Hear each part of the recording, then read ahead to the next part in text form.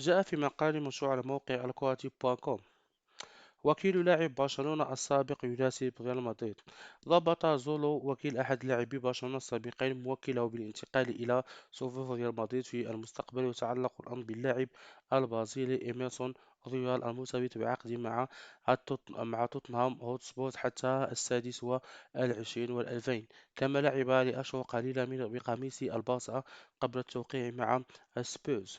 وقال زولو خلال تصريحات أبرزها صحيفة موندو ديبورتيفو الكتالونية: هنالك احتمال كبير أن يترك إميرسون توتنهام، نحن نرغب في ذلك. وأضاف: نعتقد أن الوقت قد حان بالنسبة له للقيام بقفزة أكبر في مسيرته والذهاب إلى فريق يقاتل من أجل الألقاب، ناد عملاق. أعتقد أنه لاعب مناسب لريال مدريد. يذكر أن إميرسون لا يحظى في الفترة الأخيرة بثقة كريستيان سيلينسي.